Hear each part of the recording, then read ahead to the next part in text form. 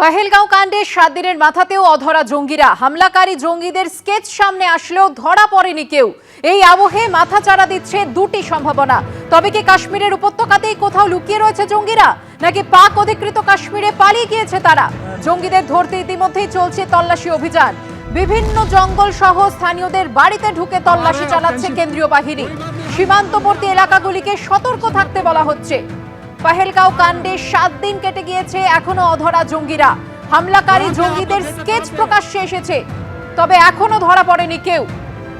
গত সপ্তাহের মঙ্গলবার দুপুরে কাশ্মীরের বৈসরন ভ্যালিতে সেই নৃশংস হত্যালীলার ঘটনা ঘটেছিল।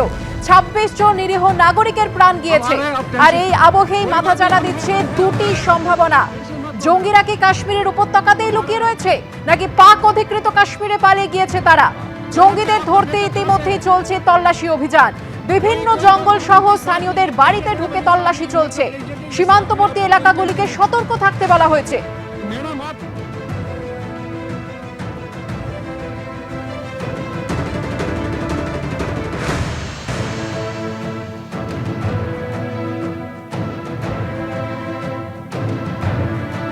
জঙ্গিদের সেফ প্যাসেজ দিতেই কি নিয়ন্ত্রণ রেখা বরাবর পাকিস্তানের গুলিবর্ষণ অব্যাহত?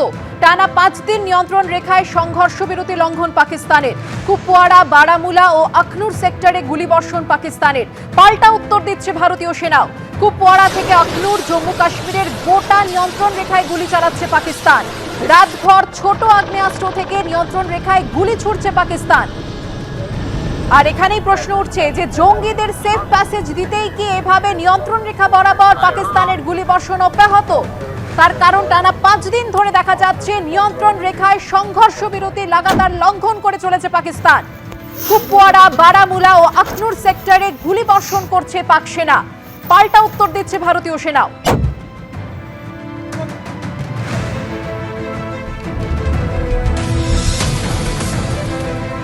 ভারতের এয়ার স্ট্রাইকের ভয়। ইসলামাবাদ লাহোরের আকাশ সীমা বন্ধ।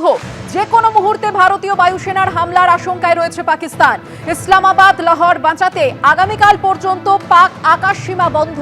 ভারতের হামলার আশঙ্কায় পাকিস্তানের নোটিশ টু এয়ারম্যান। ইসলামাবাদে সামরিক কিংবা অসামরিক বিমান উড়ান বন্ধের নোটিশ দেওয়া হয়েছে। তাহলে কি আগামীকালের মধ্যেই আকাশপথে পাকিস্তানের ওপর হামলা?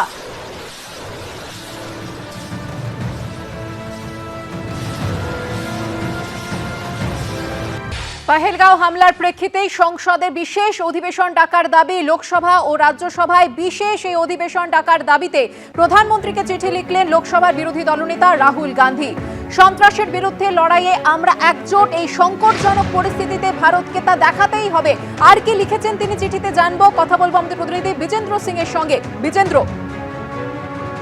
সুকর্ণা, দেখো, গতকাল আমরা দেখলাম জম্মু কাশ্মীর বিধানসভার স্পেশাল সেশন হয়েছিল, যেখানে শোক প্রস্তাব আনা হয় এবং পুরো বিধানসভা বা পুরো জম্মু কাশ্মীর যে এক রয়েছে সন্ত্রাসবাদের বিরুদ্ধে যে লড়াইতে, সেই বার্তা সেখান থেকে দিয়েছেন মুখ্যমন্ত্রী। গতকাল ওমর আবদুল্লাহ বলেছিলেন যে তার কাছে ক্ষমা চাওয়ার শব্দ নেই যেভাবে টুরিস্টদের, যারা তাদের মেহমান, তাদেরকে হত্যা করা হয়েছে। এবং তারপর আমরা দেখতে পাচ্ছি আজকে সকালে একদিকে লোকসভায় বিরোধী দল নেতা রাহুল গান্ধী, অন্যদিকে রাজ্যসভা বিরোধী দল নেতা এবং কংগ্রেস প্রেসিডেন্ট মল্লিকার্জুন খড়গে প্রধানমন্ত্রীকে চিঠি লিখেছেন যে যা পরিস্থিতি এই মুহূর্তে রয়েছে দেশের, সেটার জন্য বিশেষ করে পহেলগামের ঘটনা যেভাবে ঘটেছে, একটা বিশেষ সেশন ডাকা হোক, স্পেশাল সেশন ডাকা হোক পার্লামেন্টের, যেখানে লোকসভা এবং রাজ্যসভায় সব দল যে সরকারের পাশে রয়েছে এবং কেন এই পরিস্থিতি হলো সেটা নিয়ে ডিসকাশন করার জন্য একদিনের জন্য সেশন তারা ডাকতে চাইছেন। বলেছেন যে লোকসভা এবং রাজ্যসভাতে স্পেশাল সেশন ডাকা হোক, পুরো দেশ যে একসঙ্গে রয়েছে সেই বার্তা যেন সংসদ থেকেও যায়, সেটার জন্য অনুরোধ প্রধানমন্ত্রীকে করা হয়েছে। বিরোধী দল নেতা লোকসভায় রাহুল গান্ধী লিখেছেন চিঠি, অন্যদিকে কংগ্রেস প্রেসিডেন্ট এবং রাজ্যসভায় বিরোধী দল নেতা মল্লিকার্জুন খড়গেরও চিঠি প্রধানমন্ত্রীর কাছে আজকে পাঠানো হয়েছে। ধন্যবাদ বিজেন্দ্র।